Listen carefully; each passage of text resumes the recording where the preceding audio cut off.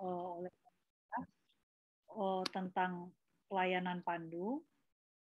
Jadi sepintas saja mengapa kita harus melakukan pelayanan pandu PTM sesuai dengan global mungkin sudah dibahas sebelumnya. Saya hanya singkat saja bahwa PTM ini adalah sudah mencapai 71% dari kematian global atau 41 juta jiwa setiap tahunnya. Kemudian 15 juta diantaranya meninggal sebelum usia 70 tahun, 30 sampai 70 tahun. Kemudian 85% dari itu 15 juta itu berada pada negara low middle income country dan hampir dan kita ketahui bersama 1/4 dari populasi dunia itu memiliki faktor resiko kerentanan terhadap COVID dan umumnya karena PTM. Jadi target kita adalah target global untuk menurunkan 25% kematian akibat PTM. Kemudian yang terutama adalah penyakit jantung, kanker, diabetes, dan penyakit paru kronik lainnya. Kemudian itu juga sudah di-state di dalam sudah disampaikan di dalam sebagai bagian dari target SDG 2030. Kalau ini tahun 2025 kita diminta 25%, tahun 2030 kita diminta 1/3 atau 33%. Fokusnya sama kardiovaskulernya dan juga faktor risiko bersama-sama dengan ini. Dan di Permenkes 1 tahun 2015 tentang PTM, kita mempunyai 4 pilar, yaitu promosi kesehatan, deteksi dini screening, perlindungan khusus, dan tata laksana kasus. Kita juga punya faktor risiko yang tidak dapat dirubah, seperti usia, jenis kelamin, dan genetik. Kemudian yang dapat dirubah, merokok, kurang aktivitas fisik, pola makan tidak sehat, dan konsumsi alkohol yang termasuk dalam semuanya adalah faktor risiko perilaku. Kemudian ada faktor risiko antara atau intermediate, yaitu tekanan darah yang tinggi, obesitas, gula darah yang tinggi, kemudian kolesterol dan lemak yang tinggi, lemak darah di dalam darah yang tinggi.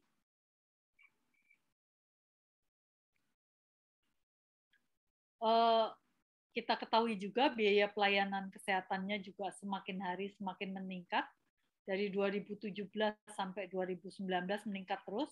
2020 kelihatan menurun, itu terutama karena sebagian besar rumah sakit dan fasilitas kesehatan dasar itu banyak yang mengurang karena COVID dan sebagainya, banyak yang takut ke berobat sehingga tidak dimasukkan dalam potret pembiayaan ini.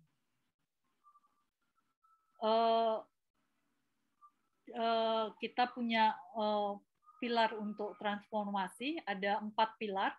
Pilar untuk yang transformasi dari primary care, kemudian untuk meningkatkan kualitas dan efisiensi pada kuratif, kemudian efektivitas dari resilient atau alat dan bahan semua termasuk respon terhadap krisis. Kemudian kita juga mempunyai perubahan fundamental yang akan membantu untuk mencapai mendukung transformasi pilar yang lain, yaitu sumber daya manusianya, kemudian financing-nya atau pembiayaan, dan juga teknologi, termasuk teknologi digital dan analisis. Teman-teman sekalian, mungkin apa itu pelayanan terpadu? Mungkin kita bisa menjelaskan bahwa pelayanan terpadu itu merupakan pelayanan yang kita lakukan secara menyeluruh di dalam FKTP, puskesmas maupun FKTP lain. Kalau puskesmas mungkin ada kita harus membina wilayah sehingga harus ada keluarga-keluarga yang harus kita bina melalui PISPK,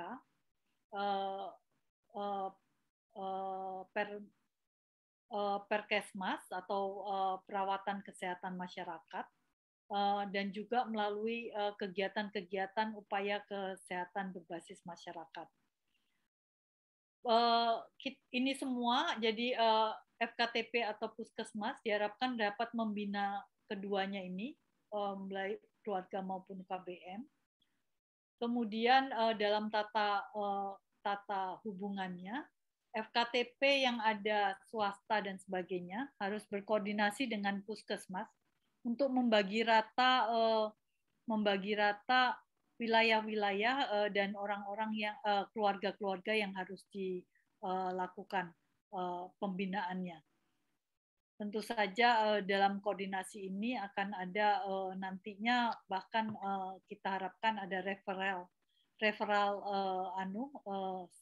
horizontal. Jadi misalnya nanti pada era JKN kelihatannya akan ditingkatkan lagi deteksi dini yang akan menjadi manfaat, termasuk di dalamnya adalah pelayanan lipid lengkap, lipid protein lengkap, kemudian pemeriksaan EKG, pemeriksaan spirometer, pemeriksaan ronsen dan sebagainya. Itu bisa kita lakukan dengan referral sejajar. Kemudian juga kita diharapkan bisa bergabung dengan bisa melakukan rujuk ke FKRTL dan juga rujuk balik. Nah, apa yang sebetulnya dilakukan di Puskesmas? Tentu saja melakukan deteksi dini, faktor risiko, memonitoring dan penyampaian KIE, kemudian pemeriksaan fisik laboratorium sederhana, kemudian menegakkan diagnosis, tata laksana kasus sesuai dengan kompetensi dan kewenangannya, kemudian melakukan rujuk balik kasus dan melakukan rujukan kasus dan menerima rujuk balik seperti yang saya katakan sebelumnya. Dan berikutnya adalah upaya rehabilitatif dan paliatif, terutama yang berbasis masyarakat.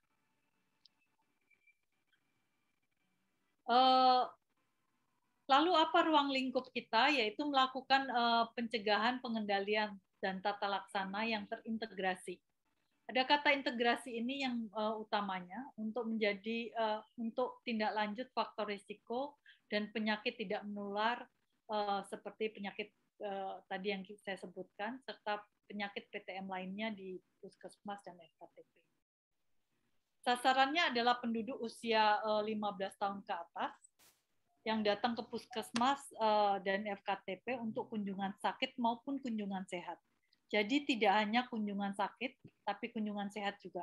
Kunjungan sakit juga tidak boleh kita pisahkan antara kunjungan sakit hanya karena datang flu, batuk, dan sebagainya. Jadi kita berharap kita akan melakukan pelayanan yang whole care terhadap total care terhadap masyarakat, terhadap individu itu. Bagaimana caranya pelayanan terpadu ini? Kita menggunakan algoritma.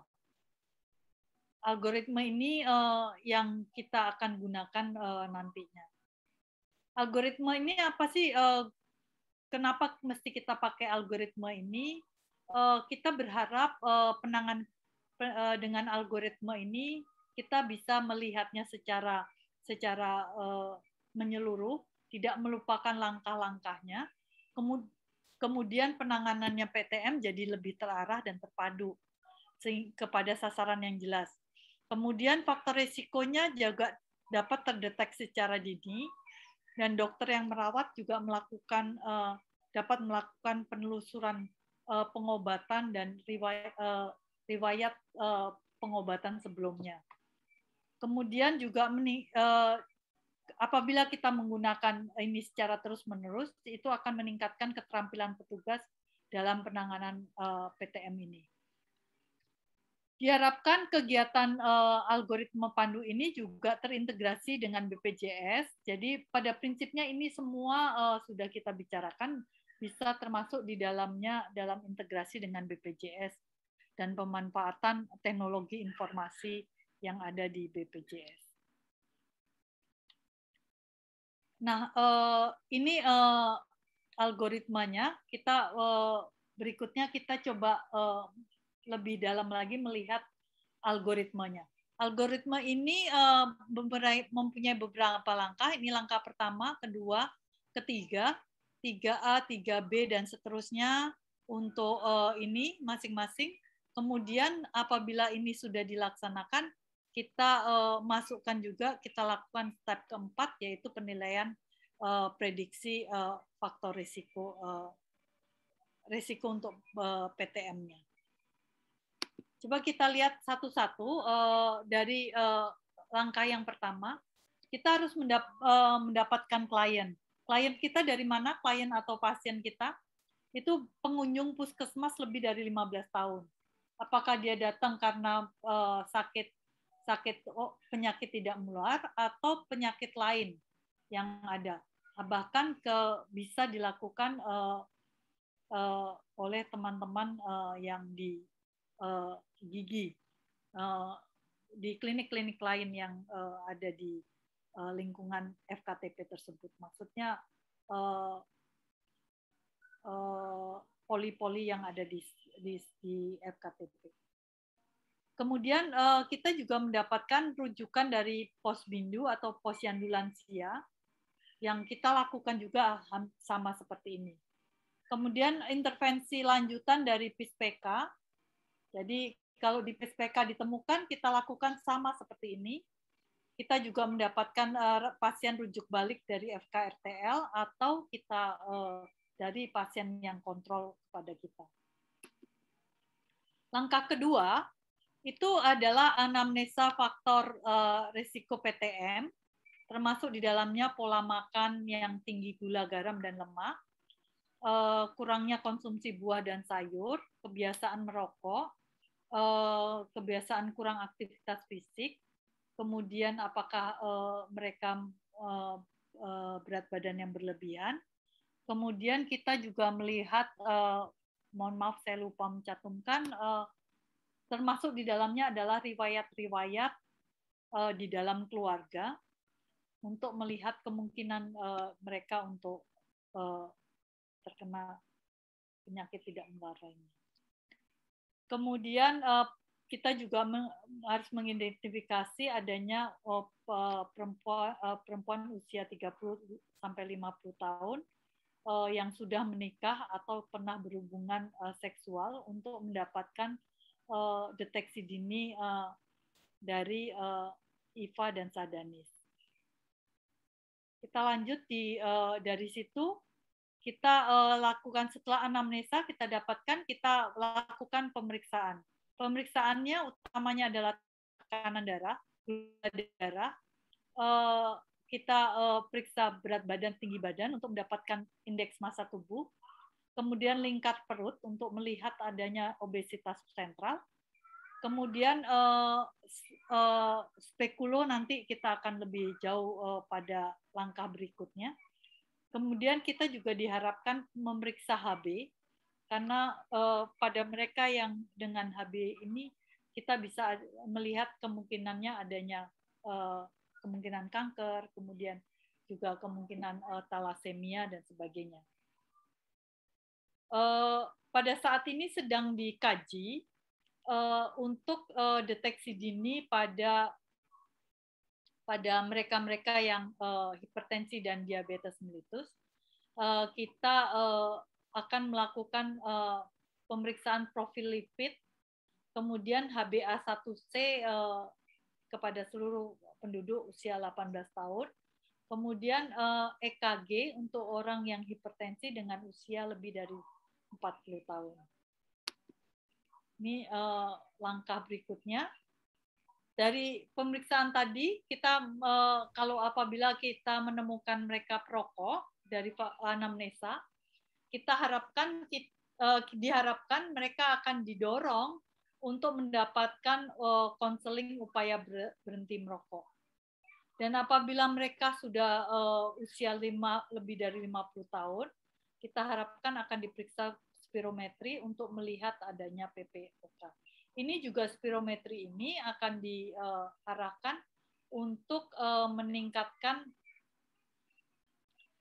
untuk deteksi dini PPOK ini ada di dalam kajian KDK dari JKN, manfaat JKN.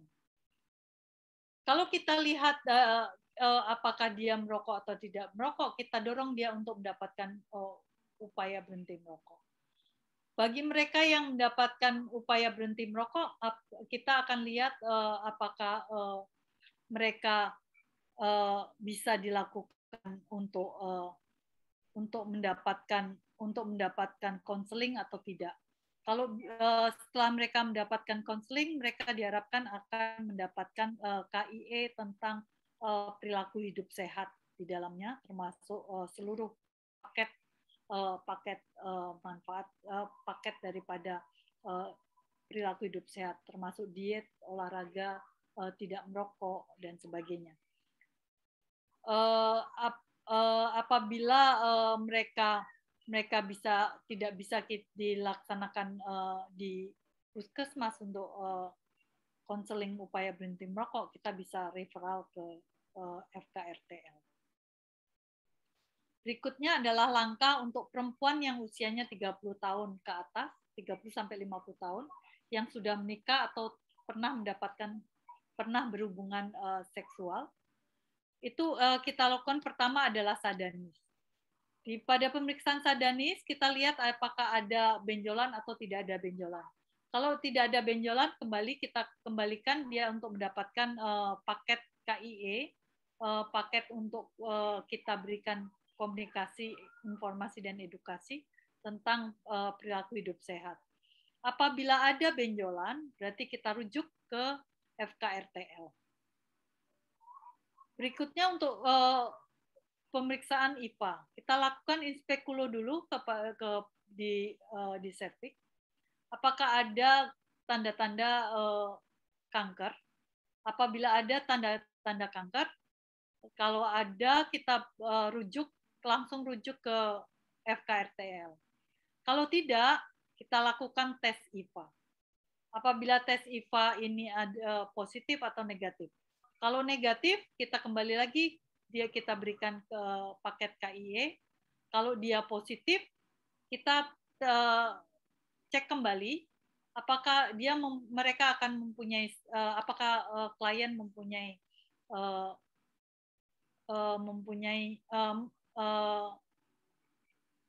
artinya termasuk di dalamnya dapat dilakukan. Apakah syarat untuk mendapatkan krioterapi ini cukup pada klien tersebut? Kalau cukup, kita lakukan krioterapi, kemudian kita kontrol kembali, kita follow up, kontrol kembali lagi untuk naik ke atas lagi.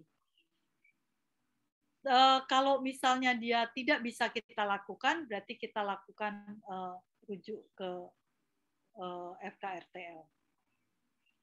Berikutnya, Bapak Ibu sekalian, langkah keempat yaitu penilaian prediksi faktor risiko PTM.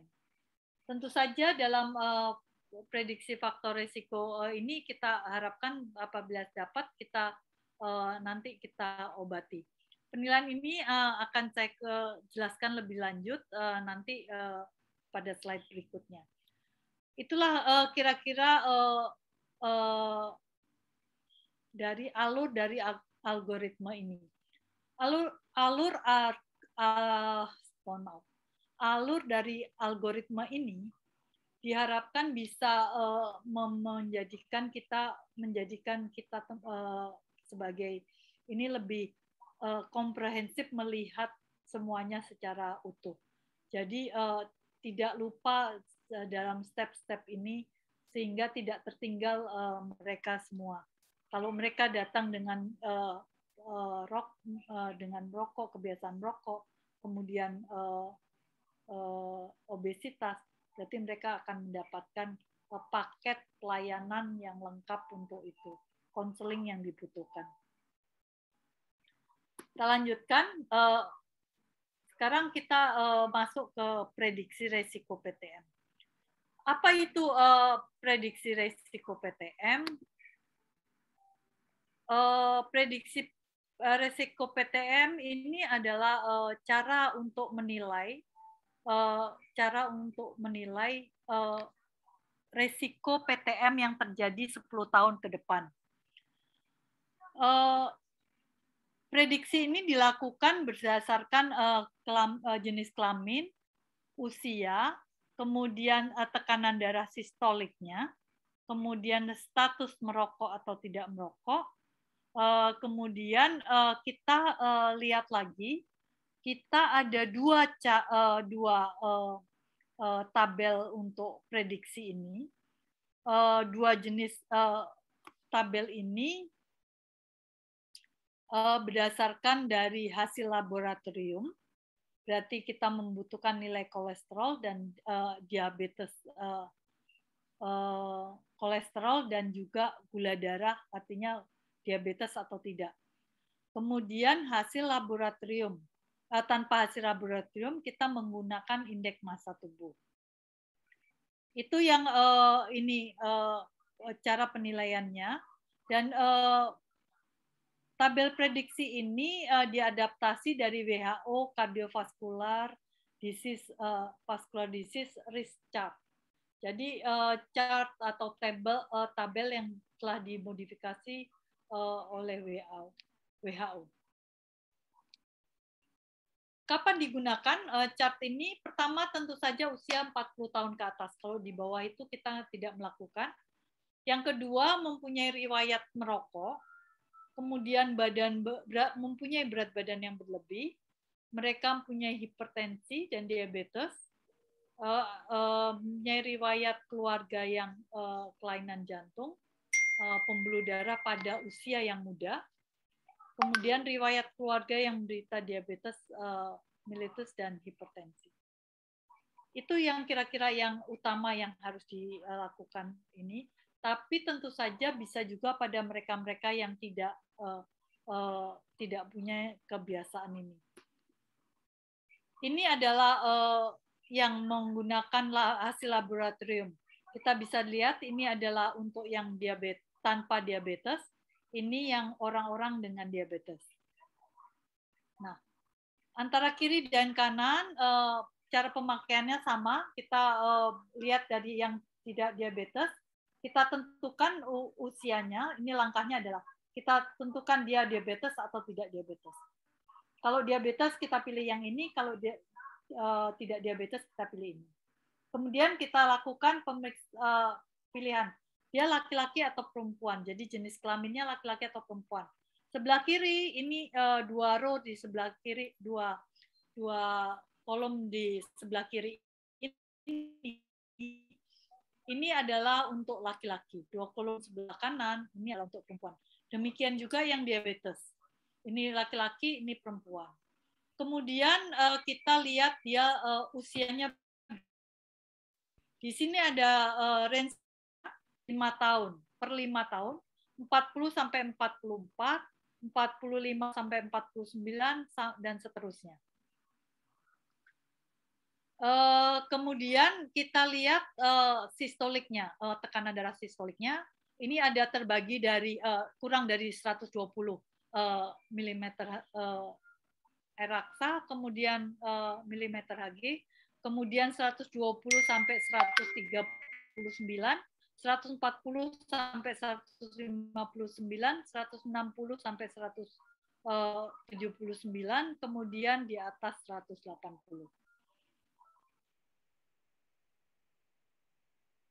Ya, sama setiap usia.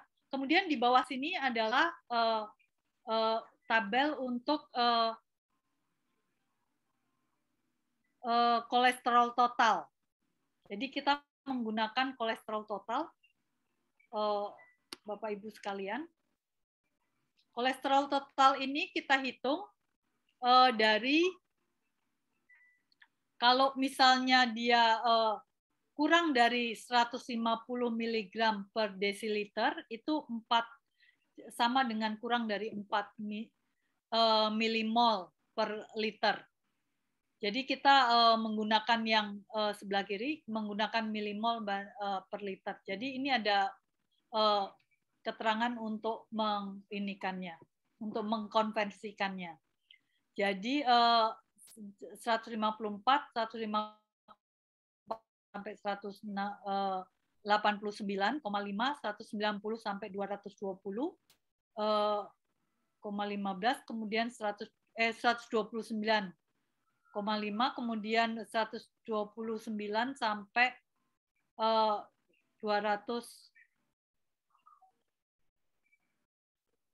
229, mohon maaf, 229 sampai 266, kemudian di atas 267. Itu kita lihat ini rangkaiannya, jadi ini yang paling rendah, kedua, ketiga, keempat, kelima. Jadi ini kurang dari 4 sampai 4,9, 5 sampai 5,9, 6 sampai 6,9, dan lebih dari 7. Itu nanti kita lihat ini. Ini cara penggunaannya seperti yang saya katakan tadi. Ini sekarang kita melihat tabel prediksi tanpa pemeriksaan laboratorium. Sama seperti tadi, cuman kita tidak, karena kita tidak punya laboratorium, kita menggunakan tabel ini. Jadi tidak ada diabetes atau tidak diabetes. Sama laki-laki dan perempuan, usianya, sistoliknya sama. Hanya kolesterolnya diganti dengan indeks massa tubuh. Kita ganti dengan indeks massa tubuh.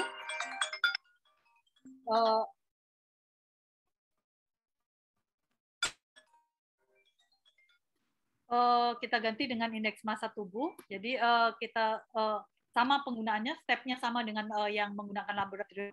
Nanti Bapak Ibu bisa melihat sekalian di ini. Ini adalah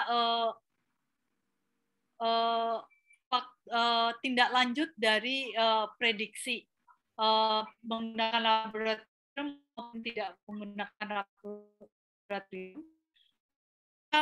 Tadi mohon maaf, saya kembali lagi, itu selalu ada tingkat resikonya dari warna itu.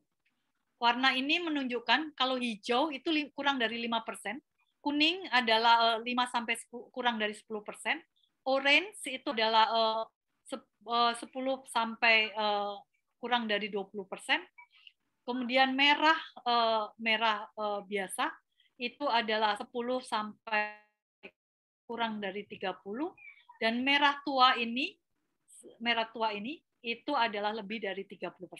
Oke. Jadi penanggulangannya juga kita bagi-bagi. Untuk yang hijau itu kita akan modal utama adalah konseling diet, termasuk rendah lemak, rendah garam, konseling diet, rendah gula, garam, dan lemak sesuai dengan kebutuhan. Kemudian aktivitas fisik, upaya berhenti merokok, kemudian juga berhenti alkohol. Kemudian tata laksananya apabila dia ada hipertensi atau DM, dilakukan tata laksana sesuai dengan PPK dan PNPK. Kemudian follow up dilakukan 1 tahun kemudian bila tidak tanpa pengobatan. Kemudian resiko yang 5 sampai 10%. Itu bedanya dari yang hijau dengan yang kuning. Kalau yang hijau kita lakukan follow up setiap tahun, jadi hanya tahun sekali. Tapi yang kuning kita harapkan tiap 3 bulan, dilanjutkan sampai bulan ke-6 sampai bulan ke-9. Kalau misalnya dia tetap di kuning, berarti harus dilakukan rujukan ke yang lebih tinggi supaya mereka bisa mendapatkan kemampuan untuk masuk ke resiko yang hijau. Kemudian yang orange kita lakukan setiap 3 bulan sekali. Kalau dalam waktu 1 tahun tidak ada perubahan, kita menjadi kuning, berarti dia harus dilakukan rujukan ke FK-RTL. Untuk yang merah, kita lakukan konseling, kemudian penggunaan obat-obat hipertensi dan DM dengan mempertimbangkan penggunaan obat untuk penurunan kadar lemak darah sesuai dengan PPK dan PNPK. Kemudian kita lakukan follow up tiap 3 bulan. Bila tidak ada perubahan sama sekali menjadi kuning, maka harus dirujuk pada bulan ke-6, dirujuk ke FK-RTL agar mendapatkan pengobatan lebih lanjut. Bagaimana cara memonitornya? Kita monitor pelaksanaan Pandu PTM ini.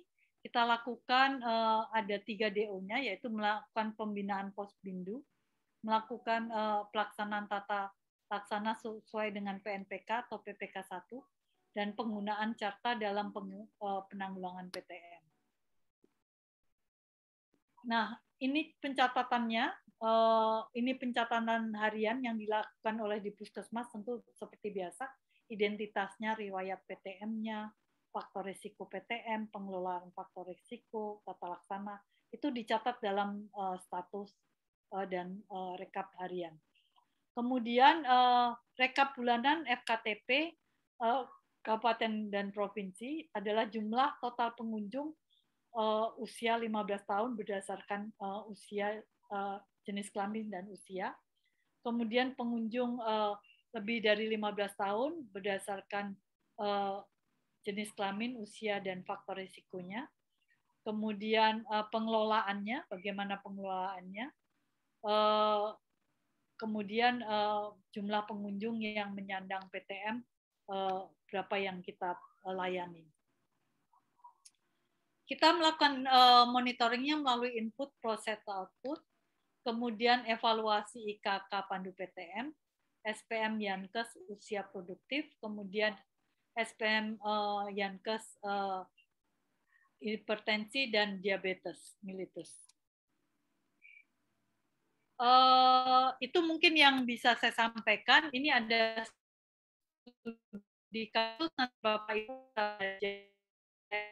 ini kasusnya. Kemudian kita lihat nanti apakah ini bisa dilaksanakan oleh teman-teman. Mungkin itu dulu untuk dari saya. Terima kasih teman-teman sekalian. Saya stop share. Mungkin itu yang bisa ini. Apakah masih ada kesempatan untuk lihat studi kasusnya?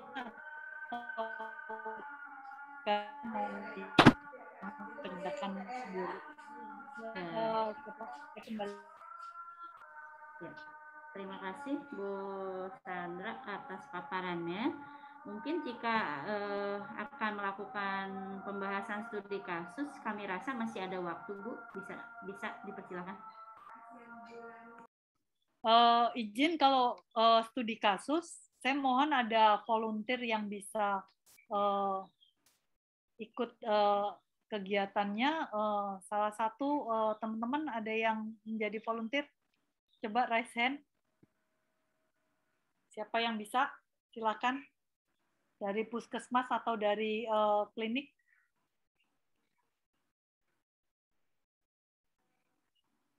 Ada yang bisa, kalau nggak ada, percuma. Itu sama dengan yang saya tadi. Bangga, Dokter Nana dari Pasir Kaliki bisa bantu, Dok? Dokter Nana dari Puskesmas Pasir Kaliki. Ada siapa? Baik, Dok. Ya. Oh, lagi di lapangan ya, Dokter? Iya, lagi di vaksinasi massal, Dok, punten. Ya, bisa bantu atau mungkin sama yang lain? Ya, boleh punten yang lain dulu, Dok. Nanti sambil baik. saya Baik. Ya, maaf, takut nggak konsen. Ya. Nggak apa-apa, Dok. Iya, ya. Terima kasih. Mohon maaf Bu Sandra, nih kebetulan teman-teman puskesmas ada yang sambil pelayanan lagi vaksinasi, ngejar vaksinasi. Iya. Enggak, mungkin dari puskesmas lain ada yang bisa bantu menjadi volunteer atau dari klinik pertama juga boleh? Iya, dari klinik Pratama. Dari klinik PT KAI, Bu Ratih bisa bantu?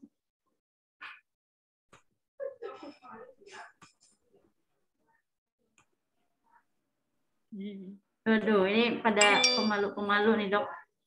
Udah bosen ya? udah bosen ya? Udah bosen Dokter, dipelajari sendiri kalau gitu. iya.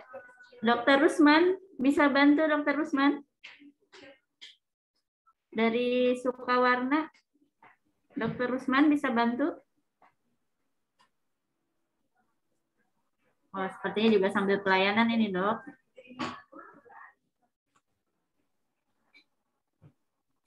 Ya, barangkali mungkin dari teman-teman dari FKTP swasta silahkan. Jadi mau ada studi kasus, mungkin nanti butuh apa sih, Dok, semacam role play gitu, Dok?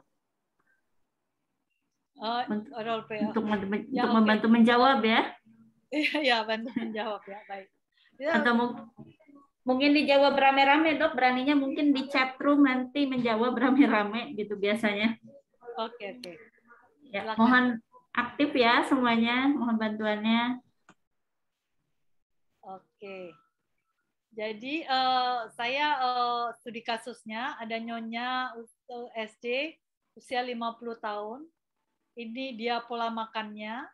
Kemudian dia jadi pola makannya makan 3 kali sehari, kadang ditambah nasi, kadang-kadang tambah nasinya, lauk sayur 1 sendok, makan lauknya tahu tempe biasanya digoreng atau diorek ayam, kira-kira seminggu 2 kali, daging kalau ada acara kumpul-kumpul. Buah kadang-kadang, kalau sore anak-anak minta kudapan seperti kolak, pisang goreng, dan lain-lain. Jadi selain makan 3 kali, ada kudapan 1 kali. Beliau juga mengerjakan rumah tangga sendiri, menyapu, mengepel, tidak merokok, menikah, punya anak 4 orang. Kalau tadi ini, kemudian pada pemeriksaan didapati bahwa tinggi badannya 156, mohon di capture atau dihitung, tinggi badannya 156, berat badannya 75 kilo, tingkat perutnya 105, tensinya 120/70, kemudian gula darah puasanya 10 mg per desiliter, kemudian kolesterolnya 220 mg per desiliter. HbA1c-nya kebetulan ini ada puskesmas yang sudah punya, ininya 5,9%. HB-nya 12. Ini pemeriksaan IPA dan sebagainya. Oke, karena kita mau prediksi, kita coba dulu. Kita belajar. Baik, teman-teman, kira-kira saya kembalikan tadi. Ada yang bisa coba ngecek? Saya mungkin balikan ke atas ya. Kalau tadi udah lanjut, sudah ada jawabannya. Kita lihat cartanya tadi ya. Oke, kita lihat cartanya ini, teman-teman sekalian. Kira-kira ada yang bisa volunteer tadi dengan data yang tadi. Data yang tadi kita lihat dia masuk di mana?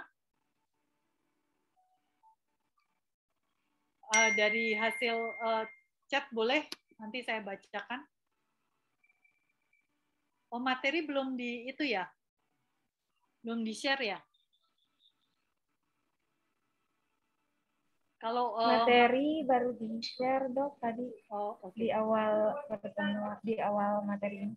Ya. Kalau ada yang punya, kalau enggak coba kita lihat rame-rame. Kita lihat ya.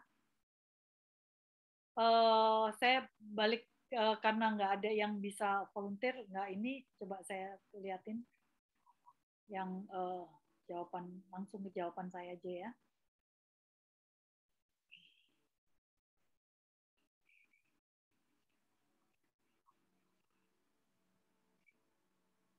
Oke, kita lihat ya. Tadi ibu-ibu tadi dia tidak diabetes, masih 200 gula darah sewaktunya. sehingga dia tidak diabetes, berarti tanpa diabetes. Dia perempuan, dia usianya 50 tahun, berarti ini ada di posisi ini. Kemudian tekanan darahnya 120, berarti di baris kedua. Kemudian dia kolesterolnya itu 200. Kalau 200 itu berarti pada 5.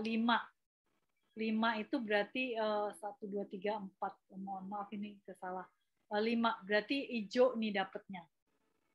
1, 2, 3, 4. Mohon maaf ini salah nih 4. 4 dapatnya ya. Itu caranya teman-teman ininya. Kalau kita bandingkan dengan yang tanpa laboratorium, kalau misalnya kita nggak tahu laboratoriumnya, ini perempuan usia 50 dari darahnya 2 dari bawah, kemudian indeks massa tubuhnya itu 7 2, 3, tetap hijau. Jadi antara menggunakan carta yang menggunakan laboratorium itu sama dengan penggunaan yang tidak menggunakan laboratorium. Jadi kita bisa menggunakan dua-duanya. Jadi teman-teman kalau di FKTP atau FKTP manapun dengan kemampuan yang punya laboratorium atau tidak punya laboratorium, tetap bisa menggunakan tabel prediksi ini. Hijau, ibu ini hijau berarti dia akan mendapatkan konseling sesuai dengan yang hijau tadi. Jangan lupa salah satu masalah beliau adalah berat badan, IMT yang berlebih, kurangnya olahraga dan kurangnya diet yang tidak seimbang. Oleh karena itu kita berikan kita sarankan, kita berikan konseling untuk yang kedua hal ini. Mungkin itu yang bisa saya sampaikan ini, Bu Intan. Kami kembalikan, jadi itu simulasinya seperti itu. Jadi teman-teman bisa lihat cara menggunakannya.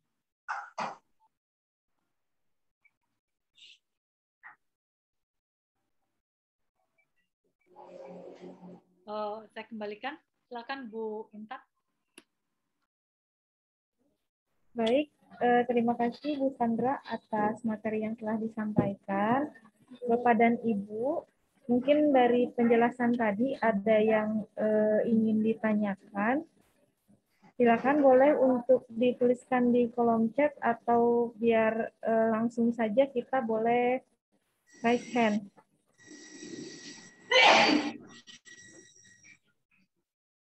Baik, Puskesmas Ahmad Yani tampaknya sudah raise hand. Boleh di open mic saja. Enggak. Baik, terima kasih Bu Yulia. Mohon izin Bu Sandra, ingin menanyakan terkait yang penilaian prediksi menggunakan carta yang tadi. Kalau tidak salah menyimak kan tadi bisa dilakukannya untuk usia 40 tahun ke atas. Nah, kalau untuk usia yang di bawah itu seperti apa penilaiannya, Bu? Sedangkan kan kalau melihat sekarang yang dipengaruhi juga dengan pola hidup dan lain-lain, itu juga tidak menutup kemungkinan di bawah usia 40 tahun itu sudah mulai resiko ke arah penyakit tidak menular. Baik, terima kasih Bu, itu saja yang saya tanyakan.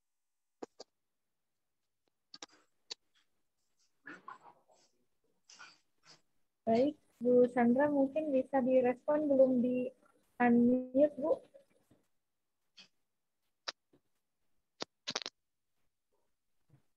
Halo Bu Sandra. Oh, mohon maaf.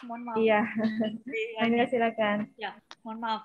Terima kasih Bu Intan. Terima kasih teman-teman. Jadi untuk banyak yang menanyakan juga hal yang sama untuk yang 30 tahun, 40 tahun, di bawah 40 tahun. Itu pada prinsipnya prediksinya tidak terlalu signifikan untuk menjawab prediksinya, karena biasanya kalau yang masih di bawah 40 tahun, prediksi untuk terjadinya CVD itu masih lebih dari 10 tahun. Jadi kita nggak terlalu memikirkan yang 30 tahun, bukan untuk prediksinya ya, tetap untuk intervensinya tetap sama seperti yang kita lakukan kalau kita pada daerah hijau.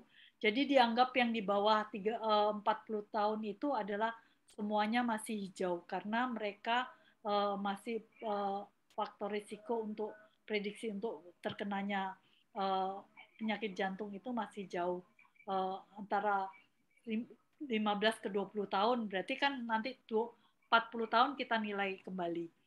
Tetapi intervensi tetap kita lakukan. Jadi kalau dia dietnya tidak seimbang, kita tetap berikan konseling bagaimana cara memilih makanan yang baik dan benar. Kemudian kita kalau kurang aktivitas fisik, kita anjurkan untuk aktivitas fisik. Kemudian untuk yang merokok, kita anjurkan untuk berhenti merokok. Layanan untuk berhenti merokok. Mungkin itu dari saya.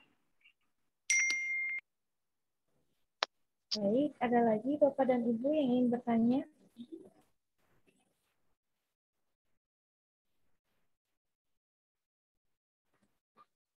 Mungkin pertanyaan dari saya, Bu, melanjutkan yang carta tadi. Untuk kita melakukan carta PJPD ini sebaiknya dalam waktu berapa lama sekali? Apakah ada ketentuannya, Bu? Ibu, mohon maaf, suaranya belum, Bu. Mohon maaf. Jadi pada prinsipnya setiap kali mereka kontrol itu bisa dilakukan carta ini. Jadi algoritmenya kita jalankan. Jadi setiap kali penderita lebih dari 15 tahun kita lakukan algoritma ini. Jadi kita tidak lupa. Misalnya gini, ada orang datang dengan batuk pilek, tapi dia punya hipertensi. Jangan lupa, jangan cuma batuk pileknya saja yang kita obati, kita lihat lagi bagaimana tensinya dan sebagainya. Dan kita ingatkan kembali apakah dia sudah minum obat hipertensinya secara teratur. Ada keluhan enggak dan sebagainya terhadap penyakit hipertensinya. Atau kalau misalnya dia DM, ada enggak lukanya dan sebagainya. Kita tanyakan kepada mereka. Jadi kita melihat pasien kita itu secara whole, tidak terpisah-pisah dari satu. Dia datang dengan pemeriksaan kehamilan, kita juga lakukan itu. Pada prinsip pemeriksaan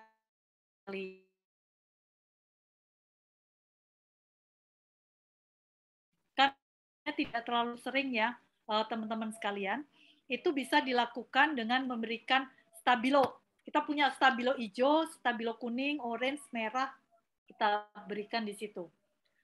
Jadi kalau dia hijau, kita kasih yang hijau. Nanti ingatkan dia akhir itu dia datang kembali untuk pemeriksaan setahun berikutnya. Tapi kalau dia kuning, kita tulis kuning, kita nilai berikutnya. Kalau dia hijau, kita coret kuningnya, kita masukkan hijau. Kalau dia dari hijau balik ke kuning, coret hijaunya masuk, kita berikan lagi kuning. Jadi kita beri tanda saja teman-teman sekalian di status, di lembar status, terutama di depannya, supaya ketahuan ini dia termasuk yang risiko rendah, sedang atau tinggi. Jadi hijau, kuning, orange atau yang merah.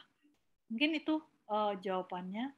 Jadi pada prinsipnya sih kalau algoritma itu nggak perlu tiap kali karena perubahan tergantung perubahan dari faktor apa yang menjadi faktor utamanya. Kalau dia tekanan darahnya tadinya 70 jadi turun jadi 20, prediksinya akan turun kan? Mungkin dari dia orange jadi hijau dan sebagainya. Mungkin itu. Baik, teman-teman, Ibu Bapak di Puskesmas dan di klinik, masih ada yang ingin ditanyakan?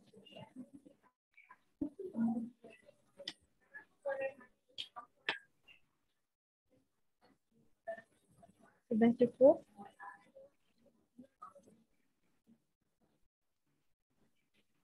Satu lagi mungkin? Atau sudah cukup?